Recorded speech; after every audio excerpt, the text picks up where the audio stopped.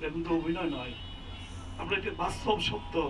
আমাদের কাছ থেকে আমাদের সহযোদ্ধাগুলিদেরকে তারা 2013 সালে আমরা গণতান্ত্রিকভাবে স্বাভাবিকভাবে শান্তিপূর্ণভাবে যখন আন্দোলন করেছিলাম, তখন তারা আমাদের এই সন্তানদেরকে, আমাদের সহযোদ্ধাদেরকে এই বিশেষ বাহিনী উঠিয়ে নিয়ে যায়। কোথায় আছে, কি অবস্থায় আছে আমরা জানি না, আজও পর্যন্ত আমরা খুঁজে বেড়াচ্ছি। এই যে তাদের পরিবারগুলো দেখতে পাচ্ছেন, প্রত্যেকটা দিন তাদের প্রতিনিয়ত তাদেরকে মৃত্যুবরণ করতে হচ্ছে, প্রতিনিয়ত তাদেরকে অপেক্ষা করতে হচ্ছে। তারা জানে না, তারা প্রতিদিন অপেক্ষা থাকে, এই বুঝি তাদের সন্তানগুলি ফিরে আসবে, এই বুঝি তাদের সন্তান আবার এসে ঘরে দরজায় করে নামবে।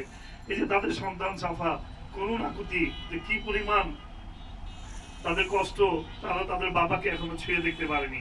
সাফা কিন্তু এখনো তার বাবাকে ছুঁয়ে দেখতে পারেনি। এইভাবে নির্দয় ভাবে, নির্মম ভাবে তাদেরকে ধরে নিয়ে গুম করে ফেলে হচ্ছিল রাষ্ট্রযন্ত্রকে ব্যবহার করে। আমরা এই ফ্যাসিবাদের বিচার বাংলার মাটিতে চাই। ফ্যাসিবাদের বিচার যাতে, যারা গুম করেছে, খুন করেছে অন্যায় ভাবে, তাদের বিচার যাতে বাংলার মাটিতে হয়। খুনি শেখ হাসিনাকে যাতে ভারত থেকে ধরে এনে জনতার আদালত থেকে তার শাস্তি আমরা দেখতে চাই। আমাদের আর কোনো চাওয়া নেই। আমরা এই দেশে গণতন্ত্র প্রতিষ্ঠিত হয়েছে, জনগণের ভোটের অধিকার প্রতিষ্ঠিত হবে। দেশনায়ক তারেক রহমান, আপনারা জানেন আজকে এই অনুষ্ঠানটি, এই আয়োজনটি মূলত আপনারা জানেন যে আমাদের প্রিয় নেতা ভারপ্রাপ্ত চেয়ারম্যান দেশনায়ক তারেক রহমানের আজকে কারামুক্তি দিবস।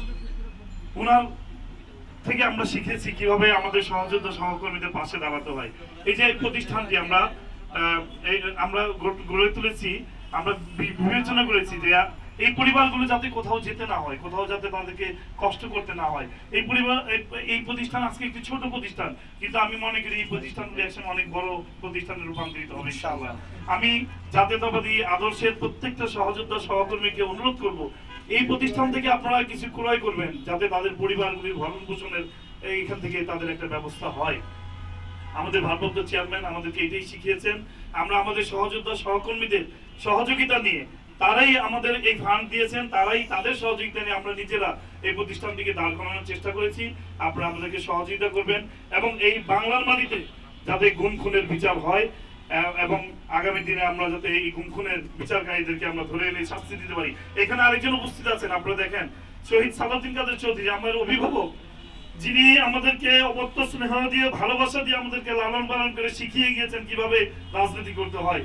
শহীদ সালাউদ্দিন কাদের চৌধুরীকে বিনা অপরাধে কিন্তু এই ফ্যাসিবাদ ফাঁসি দিয়েছে। আমরা এই ক্ষত কিন্তু সারা জীবন কোনোদিন ভুলবো না। তারই সুযোগ্য সন্তান, শুধু তাই নয়, সালাউদ্দিন কাদের চৌধুরী আমাদের ভাইজানকে যে ফাঁসি দিয়েছিল শুধু তাই নয়, কিন্তু তার পরিবারও আমি বাকশালীদের ষড়যন্ত্রের বিষাক্ত থাবায় ক্ষত বিক্ষত রক্তাক্ত হয়েছে। এই যে তার ছেলে সুযোগ্য সন্তান হুম্মাম কাদের চৌধুরী, দীর্ঘদিন যাবৎ তাকেও গুম করে রাখা হয়েছিল। কত কষ্ট, কত নির্যাতন করে হয়েছে। আপনারা যখন দেখেছেন, উনি যখন ঘুম থেকে ফেরত আসে, ওনার দাড়ি ছিল বড় বড়, চুল উস্কো ফুস্কো এলোমেলো, কি নির্যাতনটাই না করা হয়েছিল। আর তাই আমরা আজকে হুম্মাম ভাইজানকে এখানে এনেছি। উনি জানেন ঘুমের সম্পর্কে, ঘুমের যে কষ্ট নির্যাতন, এটি উনি দেখেছেন। আমি বক্তব্য দীর্ঘায়িত করতে চাই না। আমরা চাই যে হুম্মাম ভাইজানের মুখ থেকে আমরা এই কিছু শুনবো, আমরা আশার বাণী শুনতে চাই যে আমাদের যারা, যে সমস্ত সন্তান বা সহযোদ্ধারা গুম হয়েছে, তারা যদি আল্লাহ যদি তাদেরকে বাঁচিয়ে রাখে, তারা যাতে অতি দ্রুত আমাদের মাঝে ফিরে আসে। এটা কিভাবে করলে ভালো হয়, আপনি একটু দিক নির্দেশনা দিবেন। এই প্রত্যাশা ব্যক্ত করে আমি শেষ করছি। আল্লাহ হাফেজ। বাংলাদেশ জিন্দাবাদ।